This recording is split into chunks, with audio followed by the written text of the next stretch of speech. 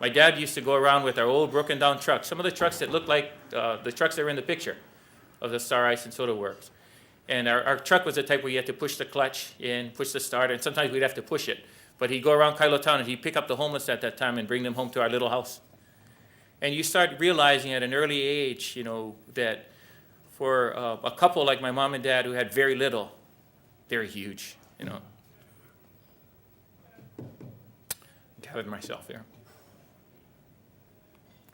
But when you look at that and you sit with these people that you folks have touched through your ways and the people that you will touch in the future, you learn that all of them were someone's baby way back when, and that they have value.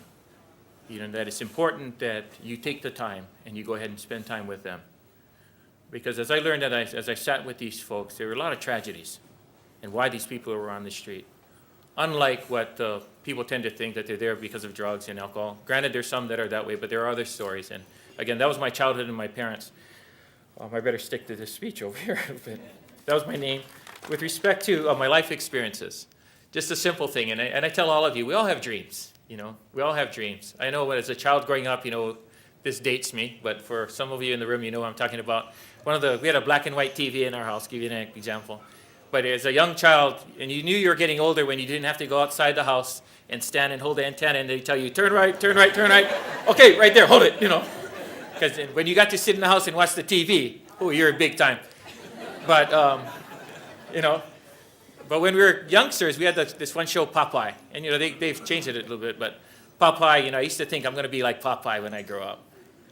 So when Popeye would come on, we'd run in, and if we did have cabbage, we didn't have spinach those days, bite the cabbage, run out, punch one of your brothers, and then sprint, and then hope one of my older sisters would cut him off. But, you got different life experiences. But one of the experiences that I reflect on often is at the age of 6, I love the ocean, as Mike had mentioned.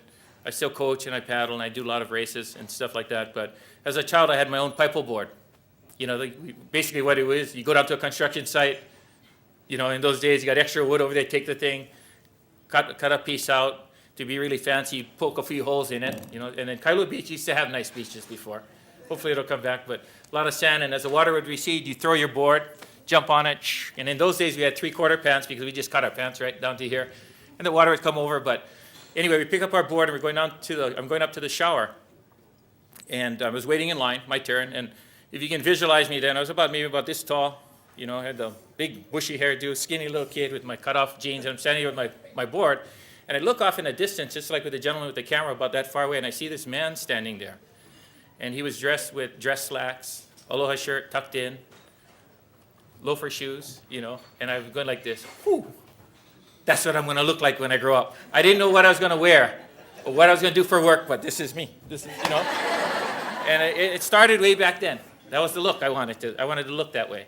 And then subsequent to that, I went ahead and did the things that I needed to do, and lo and behold, I ended up this way, So what I'm encouraging you folks to do is dream. My father would always tell me to dream. Dream huge. One of the favorite commercials that I see is that young man standing on the desk in the room and saying he's going to be an astronaut. Big twinkle in his eye. When I work with the kids in the housing projects, Kuhio Park Terrace, Halava Housing, and everything, when you go in there and help them like that, you can just see the twinkle in their eye. They can do anything.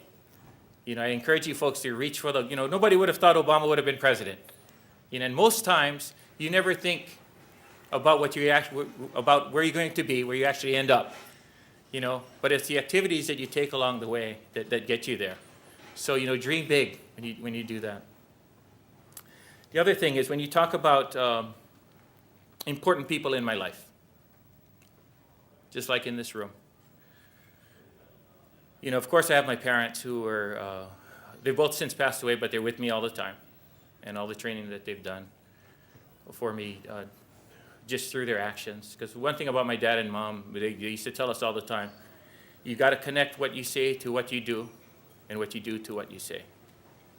That basically goes to who you are as a person. And again, if that's steeped in values and character, you're going to be fine. But getting to important people in my life, besides my parents, one of the most important people is my wife, Sandy, will be 28 years married come ending of this month. but she's also been my friend. I met her when I was 18 and she was 17.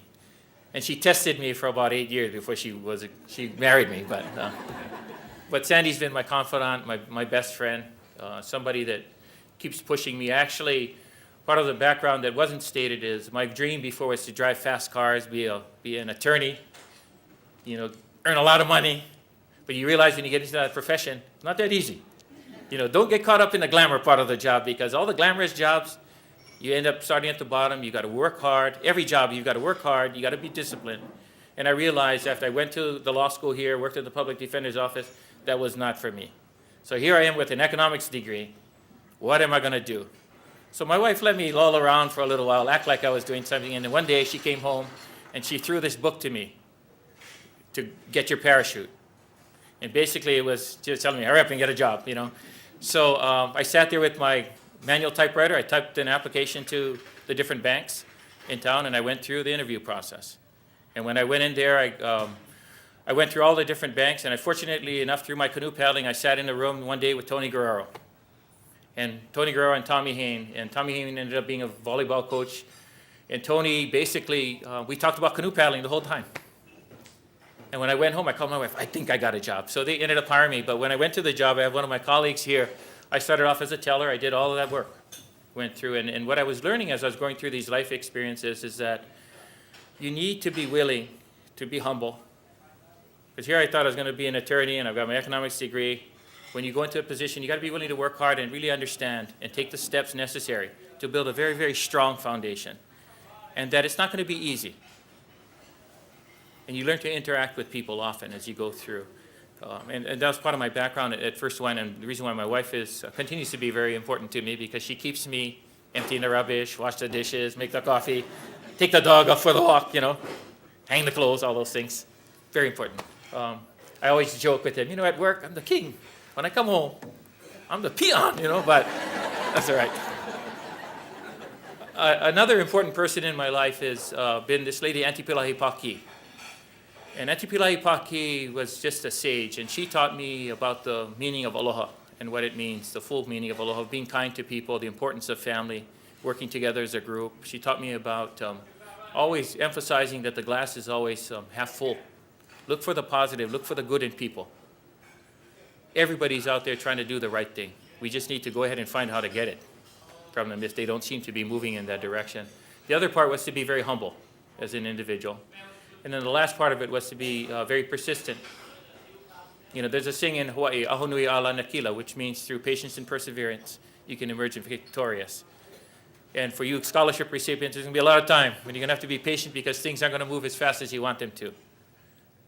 But you got to continue to persevere as you go through.